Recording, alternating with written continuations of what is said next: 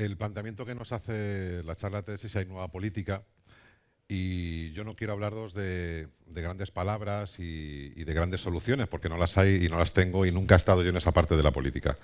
Os voy a hablar un poco de las catacumbas de la política y de si de verdad los cambios sociales que se plantean tienen modos desde la política, si es que es verdad que hay cambios y si es verdad que hay modos de hacerlo, a través de la comunicación política se puede trabajar en la nueva política. Yo creo que desde el ámbito de la comunicación hay partes que podemos trabajar. Vale, ya. Y es que hoy todo se mueve a través de las redes sociales.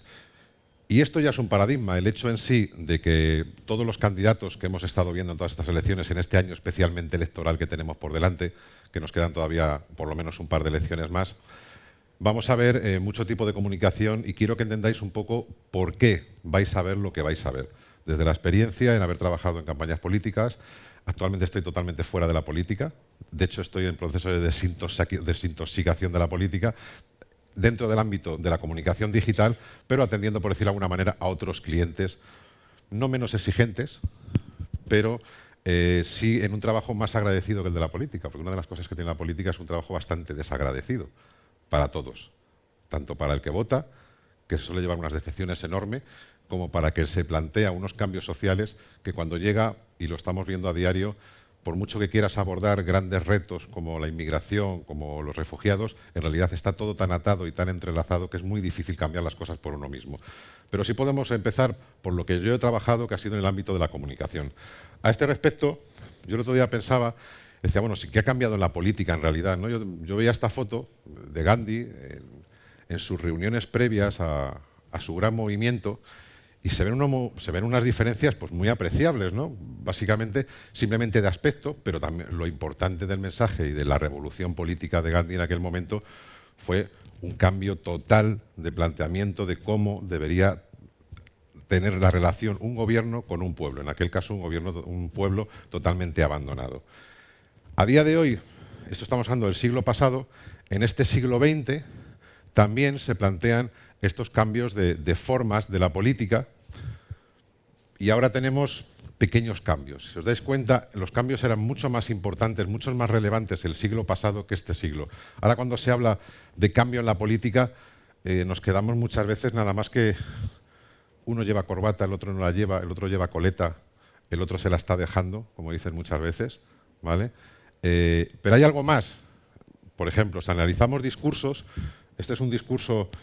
Esto es una nube de tags que has traído de un discurso de Rajoy, de Mariano Rajoy, del actual presidente, donde, si os fijáis, los principales elementos que trasladan su discurso, los que más resaltan, gobierno, sistema, reforma, crecimiento, empresas, economía. ¿A qué mercado, a qué personas está dirigido este tipo de mensaje? Si analizamos otro tipo de mensajes, cómo están cambiando, fijaros lo que estamos escuchando mucho ahora. Sueños, ilusión, país, orgullo, Europa, ciudadanos, mucho sueño y mucho soñar. Ahí que está trabajando.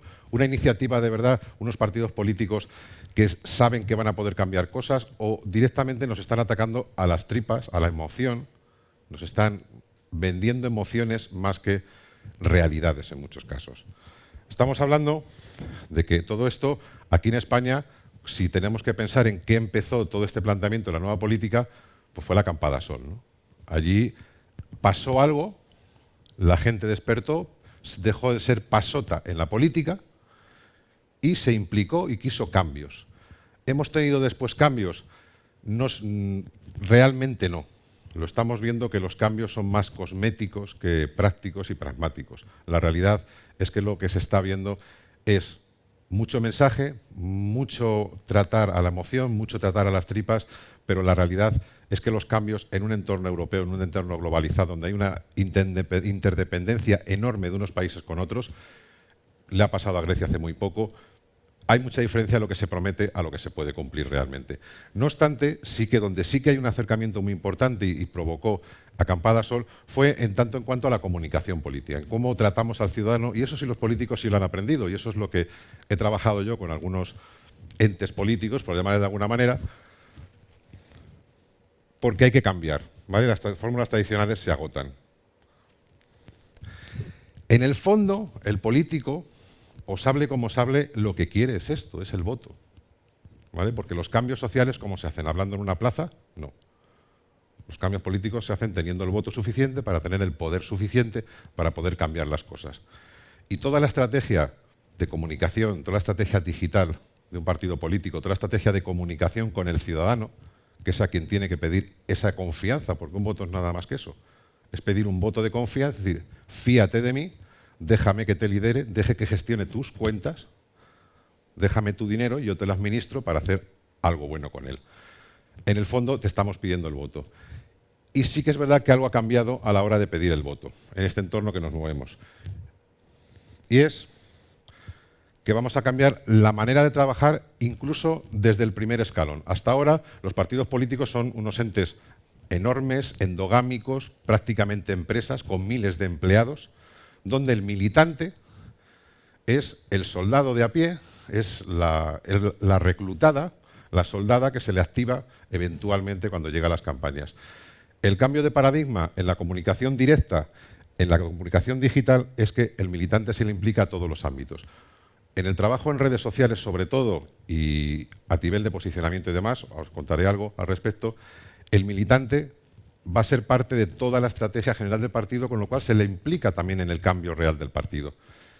Cada militante se le convierte en un portavoz identificado y reconocible del mensaje político. Y ese es el primer elemento. Además, por economía de escala y por extrapolaciones, siempre se ha trabajado el militante, pero cuando se le da un altavoz al militante, simplemente por capilaridad se extiende mucho el mensaje. No solamente en el ámbito profesional que se le encargue, sino incluso en su ámbito vecinal y laboral. ¿Qué es lo más importante en la segmentación? Estamos hablando, a Acampada Sol había un problema, ¿no? Y es que no se podía identificar. Si os recordáis, durante muchos días los periodistas estaban intentando buscar etiquetas, buscar portavoces. Si recordáis esos mensajes de televisión, cada día salía un portavoz distinto. Yo recuerdo haber visto un primo mío de portavoz también. Y vamos, no sabía ni qué hacía allí. Salió portavoz un minuto en televisión. Pero el periodismo necesita etiquetar. Y un movimiento como Acampada Sol era inetiquetable. Era gente que había salido a la calle y el mensaje único era: queremos una democracia en la que podamos participar y la queremos ya. Esa era la base. A partir de ahí había que desarrollarlo. Pero esa era lo principal.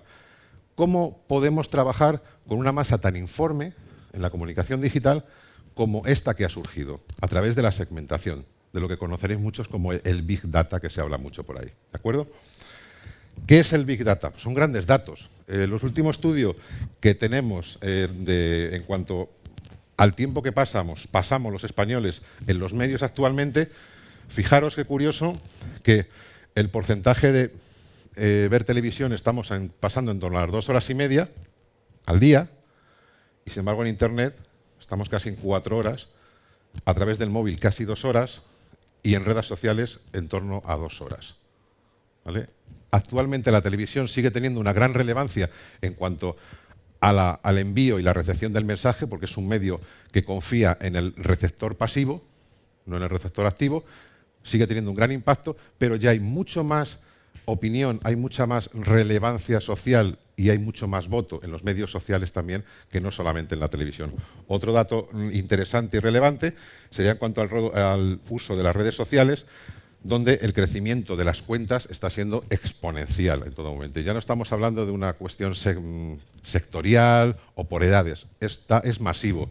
Y si vamos a cuáles son las plataformas más activas en España, yo creo que está claro que, curiosamente, nos falta todavía un componente social, y es que la más implantada, la que más funciona, es WhatsApp, que es un sistema de mensajería privado o de grupos privados. Pero todo esto ya se está teniendo en cuenta, algunas cosas las habréis visto ya en algunas campañas. Ya se está trabajando. ¿Por qué? Porque todos estos grandes datos, el político lo estudia, el político quiere llegar a vosotros. Y quiere llegar a vosotros donde estáis vosotros. La televisión sigue siendo el gran medio, pero Internet ya es un gran medio. A través de Facebook, estos datos pueden estar ahora mismo, a este mes habrá subido Instagram, estará en torno a un 15%, pero son segmentos de edad muy determinados. A nivel global estaría más o menos estas las cifras con las que estamos trabajando. Esta segmentación también se hace a través de las tendencias. Esto lo vais a oír. ¿Qué vamos a oír en las próximas campañas electorales? Vamos a oír hablar de corrupción, seguramente vamos a oír hablar mucho de educación, sanidad, de independencia. lo vamos a oír ya, pero se va a trasladar también a las siguientes elecciones, y vamos a hablar del paro, pero sobre todo vamos a hablar del paro. Y el que no hable del paro se estará equivocando, porque hay datos que suben, datos que bajan, pero el dato que está por encima de todo en la preocupación nuestra, porque lo vivimos a diario en nuestras casas, es el paro. Y el político lo que tiene que plantear no solamente a nivel de soluciones, sino a nivel de trasladarnos su inquietud y ver, empatizar con nosotros, tendrá que ser a través de esto. Los mensajes políticos, lógicamente, se van a trabajar y estructurar en base a estos trends, a estas tendencias. ¿De acuerdo?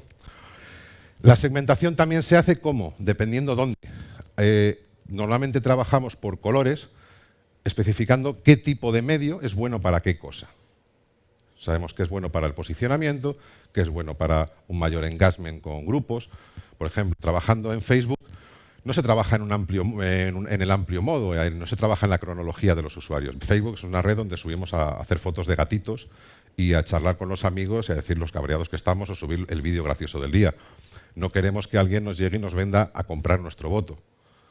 Se trabaja más en cuestiones segmentadas a nivel de grupos, por ejemplo, ¿de acuerdo? A nivel de páginas específicas. Y luego, lo que vamos a trabajar, sobre todo mucho, es el SEO. El tema del SEO, el posicionamiento en buscadores, en cualquier resultado de búsqueda, tenemos una parte que es la pagada, se me ha ido, tenemos la parte pagada, que son aquello que podemos manipular directamente a través de comprar palabras para evitar crisis de reputación o ir en contra de elementos de reputación. Y luego son los resultados orgánicos, que es aquello que nosotros generamos. ¿Esto cómo se trabaja en política? Contrarrestando. Uno no puede eliminar algo malo que sale de uno en las redes, pero puede generar suficiente contenido bueno para que acabe superando al mal contenido. Sabéis que desde hace cosa de cerca de un año, Google ha permitido que nosotros podamos comunicarle y decir, oye, elimina esta noticia negativa sobre mí, pero no siempre lo hace. Pero en ese periodo nos puede hacer polvo una iniciativa de una campaña política. Lo que hace es que se trabaja los contenidos. Y luego, como os decía, los medios de comunicación más importantes, que son la televisión, se pueden trabajar también. ¿Por qué? De manera interconectada, a través de las sinergias que cualquier crisis que se pueda generar, hay que trabajarla como una oportunidad. Este es un caso paradigmático de una tontería que al final provocó el que un político pudiera ir a televisión a explicar esa tontería y su mensaje político. ¿Algún caso más? Perdón. Más reciente, con la incorporación de los nuevos concejales del Ayuntamiento de Madrid y su pasado tuitero. Se hizo una mala gestión, porque se hizo una gestión a la defensiva de lo que se estaba denunciando, en vez de aprovechar esta oportunidad y expandir y abrir el lenguaje.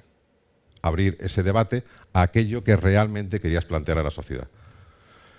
También, en cuanto a las métricas, es algo que hasta ahora no existía y a día de hoy cualquier partido político puede saber en tiempo real qué está interesando más al ciudadano, qué no está interesándole más, y de este modo llegar al ciudadano exactamente en aquello que le está interesando de hoy para hoy, no de hoy para mañana ni de un mes para el siguiente. Este es el tema interesante de los costes, ¿vale?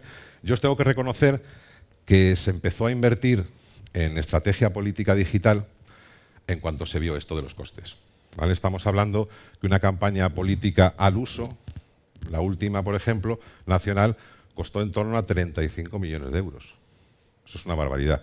Esto, si lo trasladamos al mercado digital, podemos conseguir un engagement en torno a un 25% del compromiso del alcance total a menos de una décima parte del coste de una campaña global. No significa que vayamos a eliminar todo el resto del coste, pero sí que es un elemento diferenciador, con todo lo que hemos visto anteriormente, con las métricas en tiempo real, con la identificación de las tendencias y de las necesidades y los gustos de la gente.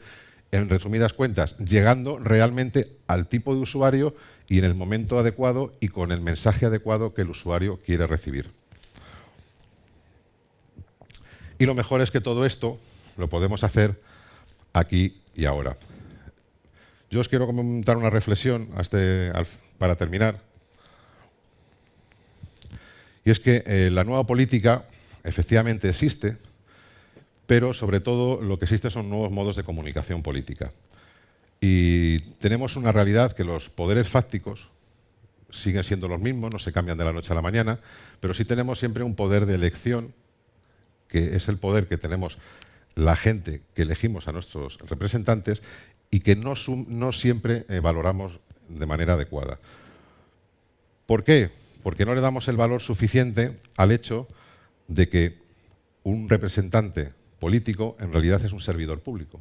Ese concepto tan sencillo es la base que tendríamos que tener siempre presentes. Y en base a eso, actuar nosotros sobre nuestro servidor público y recordarle a nuestro servidor público que no olvidara nunca. Toda esta segmentación de público que hacemos desde los ámbitos de estrategia digital no sirve de nada si luego cuando el servidor público llega a la institución realmente no cumple la función que se le ha encomendado, que es de servir a los ciudadanos y de conseguir mejoras para todo aquello que habíamos estudiado.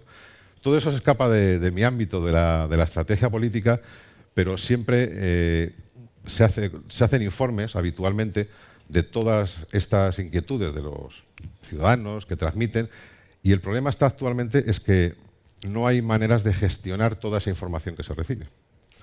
Con lo cual, otro de los datos que nos da los análisis de medios es que funcionan todavía mejor los eslogan que la comunicación directa y que la estrategia digital, en realidad, en el 30% de las ocasiones, los únicos que la reciben son los que o ya están convencidos o ya nos están atacando per se. El cambio fundamental que hay que hacer en la política a este respecto ya no es tanto por parte de los políticos, que están dispuestos a hacerlo muchas veces con tal de mantener su profesión y su sueldo, porque eso es una realidad. Cuando se lleva más de 6 años viviendo en la política, ya prácticamente no se puede volver a la vida civil, para no caer en lobbies y en este tipo de asuntos. Pero sí que se puede exigir una renovación en la política cambiando, sobre todo, el hecho de que un servidor es eso y nada más. Y nada más, no tengo nada más que contar. Muchas gracias.